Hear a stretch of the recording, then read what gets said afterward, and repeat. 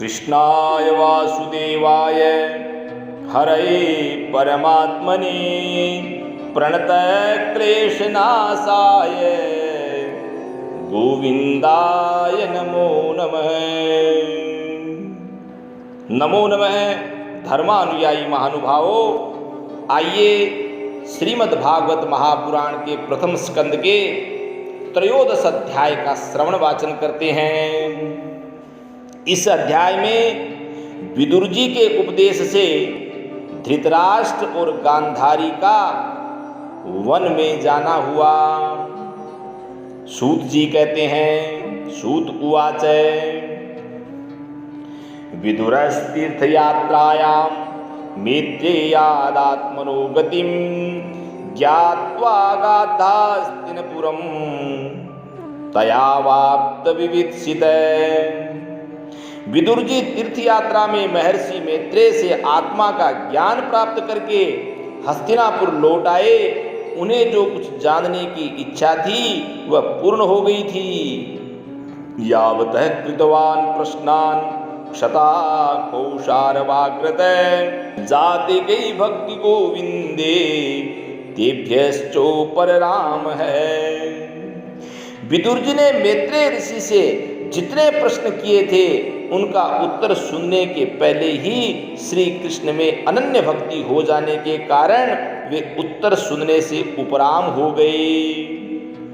तम बंधुमागतम दृष्ट्वा धर्मपुत्र सहानुजय धृतराष्ट्रो युयुत्सस्य सूत शारद्वत पृथा। सोनक जी अपने चाचा विदुर जी को आया देख धर्मराज युधिष्ठिर, उनके चारों भाई धृतराष्ट्र, युयुत्सु, संजय, कृपाचार्य और गांधारी, द्रौपदी, ब्रह्मन, सुभद्रा, चोत्तरा, कृपी, अन्याश्च जामय पांडो ज्ञातय ससुता स्त्रिय। कुंती, गांधारी, द्रौपदी, सुभद्रा, उत्तरा, कृपी तथा पांडव परिवार के अन्य सभी नर और नारी अपने पुत्रों सहित दूसरी स्त्रियां प्रत्युंजग्मु प्रहर्षेण प्राणं तन्व इवागतम अभिसंगम्य विधिवत् परिस्वंगाभिवादनै। मुमुचु प्रेमवास्पौघं विरहोत्कंठिकातरा राजा तमहयांचक्रे कृतासन परिग्रहम्। अपने पुत्रों सहित दूसरी स्त्रियां सब के सब बड़ी प्रसन्नता से मानो मृत शरीर में प्राण आ गया हो ऐसा अनुभव करते हुए उनकी अगवानी के लिए सामने गए। यथा योग्य आलिंगन और प्रणामादि के द्वारा सब उनसे मिले और विरह जनित उत्कंठा से कातर होकर सबने प्रेम के आंसू बहाए। युधिष्ठिर ने आसन पर बैठाकर उनका यथोचित स्वागत किया, सत्कार किया। तम भुक्तवंतम विश्रांतम आसीनम सुखमासने प्रश्रयावनतो राजा प्राहतेषां च शृण्वताम्। जब वे भोजन एवं विश्राम करके सुखपूर्वक आसन पर बैठे हुए थे तब युधिष्ठिर ने विनय से झुककर सबके सामने ही उनको कहा। युधिष्ठिर बोले, युधिष्ठिर उवाच अपि स्मरतनु युष्मत् पक्षच्छाया समेधितान् विपद्गणाद् विषाग्न्यादि मोचिता यत्समात्रिका। चाचा जी, जैसे पक्षी अपने अंडों को पंखों की छाया के नीचे रखकर उन्हें सेते और बढ़ाते हैं, वैसे ही आपने अत्यंत वात्सल्य से अपने कर कमलों की छत्र छाया में हम लोगों को पाला पोसा है। बार बार आपने हमें और हमारी माता को विषदान और लाक्षागृह के दाह आदि विपत्तियों से बचाया है। क्या आप कभी हम लोगों को भी याद करते रहते हैं? कया वृत्त्यावर्तितं वश्चरद्भिक्षितिमण्डलं तीर्थानि क्षेत्रमुख्यानि सेवितानि भूतले। आपने पृथ्वी पर विचरण करते समय किस वृत्ति से जीवन निर्वाह किया? आपने पृथ्वी तल पर किन किन तीर्थों और मुख्य क्षेत्रों का सेवन किया? भगवद विधा भागवता तीर्थभूता स्वयं विभु तीर्थी कुर्वन्ति तीर्थानि स्वान्तस्थेन गदावृता। प्रभो, आप जैसे भगवान के प्यारे भक्त स्वयं ही तीर्थ स्वरूप होते हैं। आप लोग अपने हृदय में विराजमान भगवान के द्वारा तीर्थों को भी महातीर्थ बनाते हुए विचरण करते हैं। अपिनय सूर्यदस्तात बांधवा कृष्ण देवता दृष्टा श्रुता वा यदवै स्वपुरिया सुखमा सती। चाचा जी, आप तीर्थ यात्रा करते हुए द्वारका भी अवश्य ही गए होंगे। वहाँ हमारे सूर्य एवं भाई बंधु यादव लोग, जिनके एकमात्र आराध्य देव श्री कृष्ण हैं, अपनी नगरी में सुख तो है ही, आपने यदि जाकर देखा नहीं होगा तो सुना जरूर होगा। इत्युक्तो धर्मराजेन सर्वं तत्समवर्णयत् यथानुभूतं क्रमशो विना यदुकुलक्षयम्। युधिष्ठिर के इस प्रकार पूछने पर विदुर जी ने तीर्थों और यदुवंशियों के संबंध में जो कुछ देखा, सुना और अनुभव किया था, सब क्रम से बतला दिया। केवल यदुवंश के विनाश की बात नहीं कही। नन्वि प्रियं दुर्विषयं नृणां स्वयमुपस्थितं नावेदयत् सकुर्णो दुःखितान् द्रष्टुमक्षमः। करुणा हृदय विदुर जी पांडवों को दुखी नहीं देख सकते थे, इसलिए उन्होंने यह अप्रिय एवं असह्य घटना पांडवों को नहीं सुनाई, क्योंकि वह तो स्वयं ही प्रकट होने वाली थी। कंचित कालमथावात् सीत् सत्कृतो देववत् सुखं भ्रातुर्ज्येष्ठस्य श्रेयस्कृत् सर्वेषां प्रीतिमावहन्। पांडव विदुर जी का देवता के समान सेवा सत्कार करते थे। वे कुछ दिनों तक अपने बड़े भाई धृतराष्ट्र की कल्याण कामना से सब लोगों को प्रसन्न करते हुए सुखपूर्वक हस्तिनापुर में ही रहे।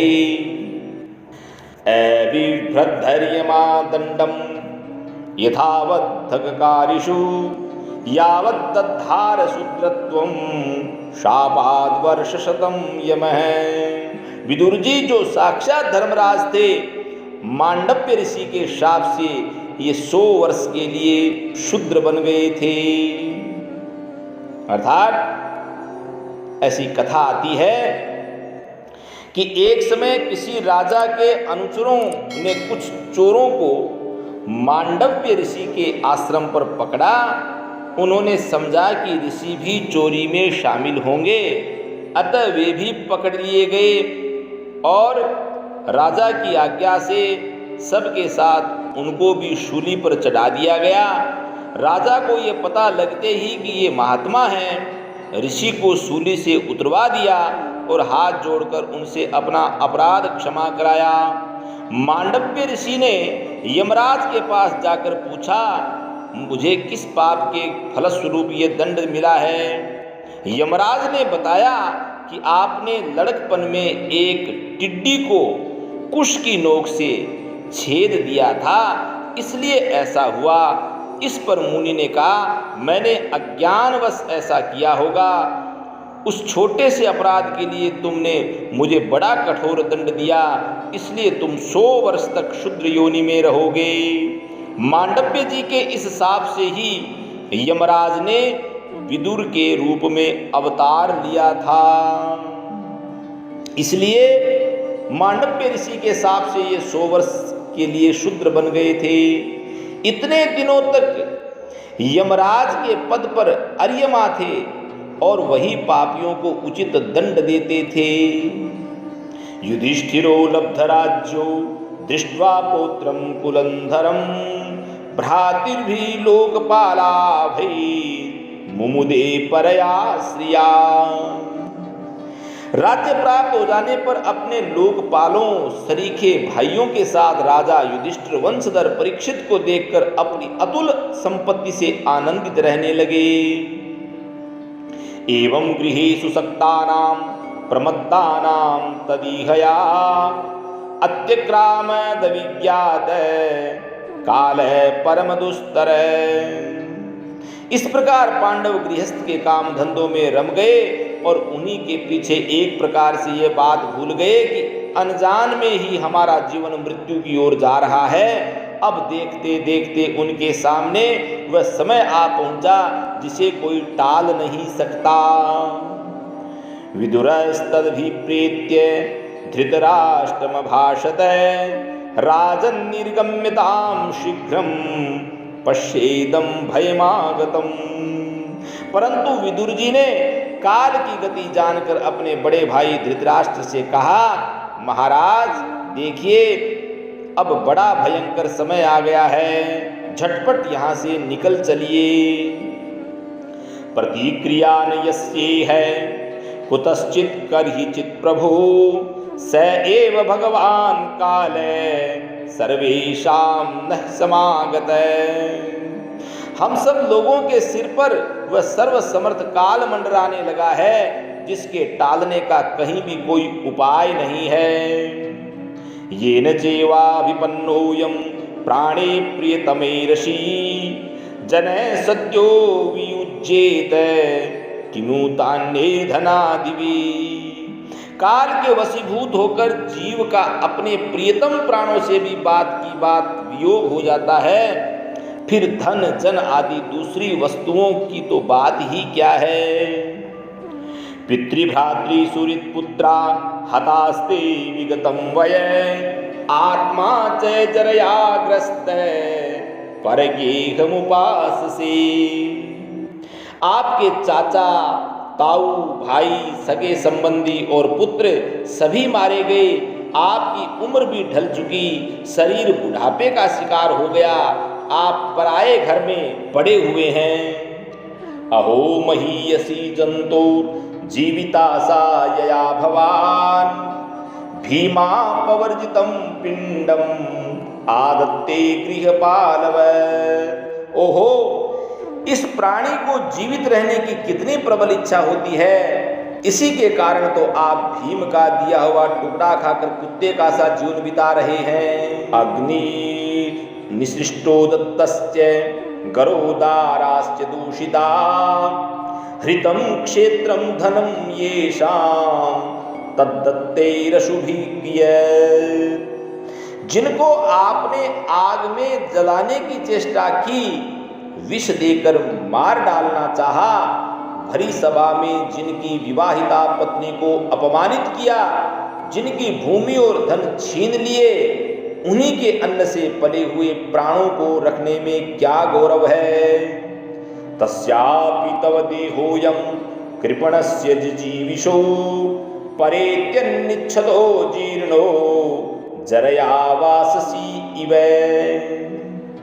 आपके अज्ञान की हद हो गई और अब भी आप जीना चाहते हैं, परंतु आपके चाहने से क्या होगा। पुराने वस्त्र की तरह बुढ़ापे में से गला हुआ आपका शरीर आपके न चाहने पर भी क्षीण हुआ जा रहा है। गतस्वार्थमिमं देहं विरक्तो मुक्त बंधन अविज्ञात गति जह्यात् सवै धीर उदार हृदय। अब इस शरीर से आपका कोई स्वार्थ सधने वाला नहीं है, इसमें फंसिए मत, इसकी ममता का बंधन काट डालिए। जो संसार के संबंधियों से अलग रहकर उनके अनजान में अपने शरीर का त्याग करता है, वही धीर कहा गया है। यह स्वगात परतो वे है जात निर्वेद आत्मवान रिधि कृत्वा हरिं गेहात् प्रव्रजेत स नरोत्तम। चाहे अपनी समझ से हो या दूसरे के समझाने से, जो इस संसार को दुख रूप समझकर इससे विरक्त हो जाता है और अपने अंतःकरण को वश में करके हृदय में भगवान को धारण कर संन्यास के लिए घर से निकल पड़ता है, वही उत्तम मनुष्य है। अथोदीचिं दिशं यातु स्वैरज्ञातगतिर्भवान् हतोर्वाक्य प्रायसः काले पुंसाम गुण विकर्षण है। इसके आगे जो समय आने वाला है वह प्राय मनुष्यों के गुणों को घटाने वाला होगा। इसलिए आप अपने कुटुंबियों से छिपकर उत्तराखंड में चले जाइए। एवं राजा विदुरेणानुजेन प्रज्ञा चक्षुर्बोधितम् आजमीढ छित्त्वा स्वेषु स्नेहपाशान्द्रढिम्नो निश्चक्राम भ्रातृसंदर्शिताध्वा। जब छोटे भाई विदुर ने अंधे राजा धृतराष्ट्र को इस प्रकार समझाया तब उनकी प्रज्ञा के नेत्र खुल गए। वे भाई बंधुओं के सुदृढ़ स्नेह पाशों को काटकर अपने छोटे भाई विदुर के दिखलाए हुए मार्ग से निकल पड़े। पतिं प्रयान्तं सुबलस्य पुत्री पतिव्रता चानुजगाम साध्वी हिमालयं न्यस्तदण्ड प्रहर्षं मनस्विनामिव सत्संप्रहारे। जब परम पतिव्रता सुबल नंदिनी गांधारी ने देखा कि मेरे पतिदेव तो उस हिमालय की यात्रा कर रहे हैं जो सन्यासियों को वैसा ही सुख देता है जैसा वीर पुरुषों को लड़ाई के मैदान में अपने शत्रु के द्वारा किए हुए न्यायोचित प्रहार से होता है, तब वे भी उनके पीछे पीछे चल पड़ी। अजात शत्रु कृतमेत्रो हुताग्नि विप्रान्नत्वा तिलको भूमिरुक्मयी गृहं प्रविष्टो गुरुवंदनाय न चापश्यत् पितरो शोबलिं च। अजात शत्रु युधिष्ठिर ने प्रातः काल संध्या वंदन तथा अग्निहोत्र करके ब्राह्मणों को नमस्कार किया और उन्हें तिल गौ भूमि और सुवर्ण का दान दिया। इसके बाद जब वे गुरुजनों की चरण वंदना के लिए राजमहल में गए तब उन्हें धृतराष्ट्र विदुर तथा गांधारी के दर्शन नहीं हुए। तत्र संजयमासीनं पप्रच्छोद्विग्नमानस गावल्गणे क्वनस्तातो वृद्धो हीनस्य नेत्रयो। युधिष्ठिर ने उद्विग्न चित्त होकर वहीं बैठे हुए संजय से पूछा, संजय मेरे वे वृद्ध और नेत्रहीन पिता धृतराष्ट्र कहाँ हैं? अम्वाच हतपुत्रार्ता पितृव्य क्व गतः सुरेत् अपि मय्य कृते प्रज्ञे हतबन्धुस भार्यया आसन् समानः शमलं गंगायां दुःखितोपत। पुत्र शोक से पीड़ित दुखिया माता गांधारी और मेरे परम हितैषी चाचा विदुर जी कहाँ चले गए? ताऊ जी अपने पुत्रों और बंधु बांधवों के मारे जाने से दुखी थे। मैं बड़ा मंदबुद्धि हूँ, कहीं मुझसे किसी अपराध की आशंका करके वे माता गांधारी सहित गंगा जी में तो नहीं कूद पड़े। पितुर्युपरते पांडौ सर्वान्न सुहृद शिशून् अरक्षतां व्यसनत पितृभ्यो क्व गतावित। जब हमारे पिता पांडु की मृत्यु हो गई थी और हम लोग नन्हे नन्हे बच्चे थे तब इन्हीं दोनों चाचाओं ने बड़े बड़े दुखों से हमें बचाया था। वे हम पर बड़ा ही प्रेम रखते थे, हाय वे यहाँ से कहाँ चले गए? सूत जी कहते हैं, सूत उवाच कृपया स्नेह विक्लव्या सूतो विरह कर्षित आत्मेश्वरमचक्षाणो न प्रत्याहाति पीड़ित। संजय अपने स्वामी धृतराष्ट्र को न पाकर कृपा और स्नेह की विकलता से अत्यंत पीड़ित और विरहातुर हो रहे थे। वे युधिष्ठिर को कुछ उत्तर न दे सके। विमृज्याश्रुनिपाणिभ्यां विष्टभ्यात्मानमात्मना अजात शत्रुं प्रत्युजे प्रभो पादावनुस्मरन्। फिर धीरे धीरे बुद्धि के द्वारा उन्होंने अपने चित्त को स्थिर किया, हाथों से आंखों के आंसू पोंछे और अपने स्वामी धृतराष्ट्र के चरणों का स्मरण करते हुए युधिष्ठिर से कहा। संजय बोले, संजय उवाच नाहं वेद व्यवसितं पित्रोर्वः कुलनंदन गांधार्या वा महाबाहो मुषितोस्मि महात्मभिः। कुरुनंदन, मुझे आपके दोनों चाचा और गांधारी के संकल्प का कुछ भी पता नहीं है। महाबाहो, मुझे तो उन महात्माओं ने ठग लिया। अथा जगाम भगवान नारद सह तुम गुरु प्रत्युत्थायाभिवाद्या है सानुजोभ्यर्चयन्निव। संजय इस प्रकार कह रहे थे कि तुम्बुरु के साथ देवर्षि नारद जी वहां आ पहुंचे। महाराज युधिष्ठिर ने भाइयों से उठकर उन्हें प्रणाम किया और उनका सम्मान करते हुए बोले। युधिष्ठिर ने कहा, युधिष्ठिर उवाच नाहं वेद गतिं पित्रोर भगवन् क्व गतावित अम्बुआ वाहत पुत्रार्ता क्व गता च तपस्विनी। भगवान, मुझे अपने दोनों चाचाओं का पता नहीं लग रहा है। न जाने वे दोनों और पुत्र शोक से व्याकुल तपस्विनी माता गांधारी यहाँ से कहाँ चले गए। कर्णधार इवा पारे भगवान पारदर्शक अथा बभाषे भगवान नारदो मुनि सत्तम। भगवान, अपार समुद्र में कर्णधार के समान आप ही हमारे पारदर्शक हैं। तब भगवान के परम भक्त भगवानमय देवर्षि नारद ने कहा, मा कंचन शुचो राजन यदीश्वर वशम जगत लोकाः सपालां यस्ये मे वहन्ति बलिमीशितु स संयुनक्ति भूतानि स एव व्युनक्ति च।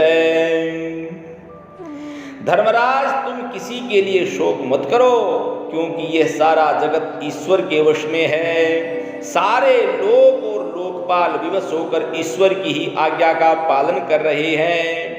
वही एक प्राणी को दूसरे से मिलाता है और वही उन्हें अलग करता है। यथा गावो नसी प्रोतास तंत्याम बद्धा स्वदाम भी वाक्यांतम नाम भी बद्धा वहंती बलिमीशुदु। जैसे बेल बड़ी रस्सी से बंधे हुए और छोटी रस्सी से नथ रहने के बाद भी अपने स्वामी का भार ढोता है, उसी प्रकार मनुष्य भी वर्णाश्रमादि अनेक प्रकार के नामों से वेद रूप रस्सी में बंधकर ईश्वर की आज्ञा का अनुसरण करता है। यथा क्रीडोपस्कराणाम संयोग विगमा विह इच्छया क्रीडितु स्याताम तथैवे स्वेच्छया नृणाम। जैसे संसार में खिलाड़ी की इच्छा से ही खिलौनों का संयोग और वियोग होता है, वैसे ही भगवान की इच्छा से ही मनुष्य का मिलना और बिछुड़ना होता है। यन्मन्यसे ध्रुवं लोकम अध्रुवं वा न चोभयं सर्वथा नहीं सोच्यास्ते स्नेहादन्यत्र मोहजा।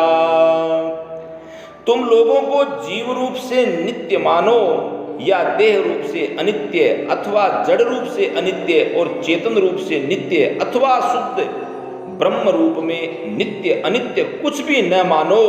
किसी भी अवस्था में मोहजन्य आसक्ति के अतिरिक्त वे शोक करने योग्य नहीं हैं।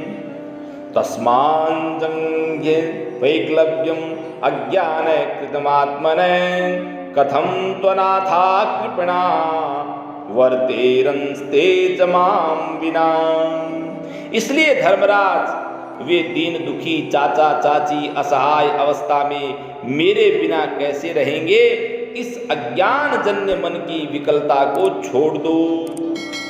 काल कर्म गुणाधीनो देहोयम पांचभौतिक कथमन्यास्तु गोपाये सर्पग्रस्तो यथा परम। यह पांचभौतिक शरीर काल कर्म और गुणों के वश में है। अजगर के मुंह में पड़े हुए पुरुष के समान यह पराधीन शरीर दूसरों की रक्षा ही क्या कर सकता है। अहस्तानि सहस्तानाम अपदानि चतुष्पदाम फल्गुनी तत्र महताम जीवो जीवस्य जीवनम। हाथ वालों के बिना हाथ वाले, चार पैर वाले पशुओं के बिना पैर वाले तृणादि और उनसे भी बड़े जीवों के छोटे जीव आहार हैं। इस प्रकार एक जीव दूसरे जीव के जीवन का कारण हो रहा है। तदिदं भगवान राजन नेकम आत्मात्मनां स्वदृक् अंतरोनंतरो भाति पश्यतं माययोरुधा। इन समस्त रूपों में जीवों के बाहर और भीतर वही एक स्वयं प्रकाश भगवान जो संपूर्ण आत्माओं के आत्मा है, माया के द्वारा अनेकों प्रकार से प्रकट हो रहे हैं। तुम केवल उन्हीं को देखो। सोयमद्य महाराज भगवान भूत भावने काल रूपोवतीर्णो स्याम अभावय सुरद्विषाम। महाराज, समस्त प्राणियों को जीवन दान देने वाले वे ही भगवान इस समय इस पृथ्वी तल पर देव द्रोहियों का नाश करने के लिए काल रूप से अवतीर्ण हुए हैं। निष्पादितं देव कृत्यम अवशेषम प्रतीक्षते तावद् यूयमवेक्षध्वं भवेद् यावदिहेश्वर। अब वे देवताओं का कार्य पूरा कर चुके हैं, थोड़ा सा काम और शेष है, उसी के लिए वे रुके हुए हैं। जब तक वे प्रभु यहाँ हैं तब तक तुम लोग भी उनकी प्रतीक्षा करते रहो। धृतराष्ट्र सह भ्रात्रा गांधार्या च स्वभार्यया दक्षिणेन हिमवत ऋषीणामाश्रमं गतः स्रोतोभिः सप्तभिर्या वै स्वर्धुनी सप्तधा व्यधात् सप्तानां प्रीतये नाना सप्तस्रोतः प्रचक्षते। धर्मराज, हिमालय के दक्षिण भाग में जहाँ सप्त ऋषियों की प्रसन्नता के लिए गंगा जी ने अलग अलग 7 धाराओं के रूप में अपने को 7 भागों में विभक्त कर दिया है, जिसे सप्त स्रोत कहते हैं, वहीं ऋषियों के आश्रम पर धृतराष्ट्र अपनी पत्नी गांधारी और विदुर के साथ गए हैं। स्नात्वानुसवनं तस्मिन् हुत्या चाग्निन्यथा विधि अभक्ष्य उपशांतात्मा स आस्ते विगतीषणः। वहां से त्रिकाल स्नान और विधि पूर्वक अग्निहोत्र करते हैं। अब उनके चित्त में किसी प्रकार की कामना नहीं है, वे केवल जल पीकर शांत चित्त से निवास करते हैं। जितासनो जितश्वास प्रत्यारित षडिंद्रिय हरि भावनया ध्वस्त रजय सत्वतमोमल। आसन जीतकर प्राणों को वश में करके उन्होंने अपनी 6 इंद्रियों को विषयों से लौटा लिया है। भगवान की धारणा से उनके तमोगुण, रजोगुण और सत्वगुण के मल नष्ट हो चुके हैं। विज्ञानात्मनि संयोज्य क्षेत्रज्ञे प्रविलाप्यतम ब्रह्मण्यात्मानमाधारे घटांबरमिवांबरे। उन्होंने अहंकार को बुद्धि के साथ जोड़कर और उसे क्षेत्रज्ञ आत्मा में लीन करके उसे भी महाकाश में घटाकाश के समान सर्वाधिष्ठान ब्रह्म में एक कर दिया है। ध्वस्तमाया गुणोदर को निरुद्ध करणाशया निवृत्तिताखिलाहारा आस्ते स्थाणुरिवाचल तस्यांतरायो मेवाभू संन्यस्ताखिल कर्मण है। उन्होंने अपनी समस्त इंद्रियों और मन को रोककर समस्त विषयों को बाहर से ही लौटा दिया है। और माया के गुणों से होने वाले परिणामों को सर्वथा मिटा दिया है। समस्त कर्मों का संन्यास करके वे इस समय ठूंठ की तरह स्थिर होकर बैठे हुए हैं। अतः तुम उनके मार्ग में विघ्न रूप मत बनना। अर्थात कहने का मतलब कि देवर्षि नारद त्रिकालदर्शी हैं। वे धृतराष्ट्र के भविष्य जीवन को वर्तमान की भांति प्रत्यक्ष देखते हुए उसी रूप में वर्णन कर रहे हैं। धृतराष्ट्र पिछली रात को ही हस्तिनापुर से गए हैं, अतः यह वर्णन भविष्य का ही समझना चाहिए। सवा अद्यतनाद्राजन परतः पंचमेहनी कलेवरम हास्यति स्वं तच्च भस्मी भविष्यति।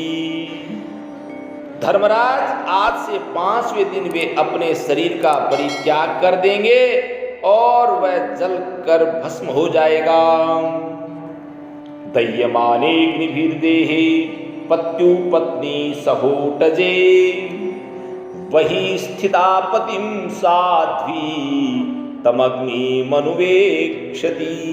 गारपत्यादि अग्नियों के द्वारा पर्णकुटी के साथ अपने पति के मृतदेह को जलते देखकर बाहर खड़ी हुई साध्वी गांधारी भी पति का अनुगमन करती हुई उसी आग में प्रवेश कर जाएंगी।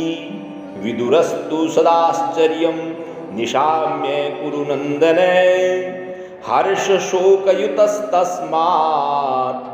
गंता तीर्थ निविसेवक। धर्मराज विदुर जी अपने भाई का आश्चर्यमय मोक्ष देखकर हर्षित और वियोग देखकर दुखित होते हुए वहां से तीर्थ सेवन के लिए चले जाएंगे। इत्युक्त्वा थारुहत स्वर्गम नारद सह तुम्बुरु युधिष्ठिरो वचस्तस्य हृदि कृत्वा जहाच्छुचः। देवर्षि नारद यों कहकर अपनी वीणा के साथ स्वर्ग को चले गए। धर्मराज युधिष्ठिर ने उनके उपदेशों को हृदय में धारण करके शोक को त्याग दिया।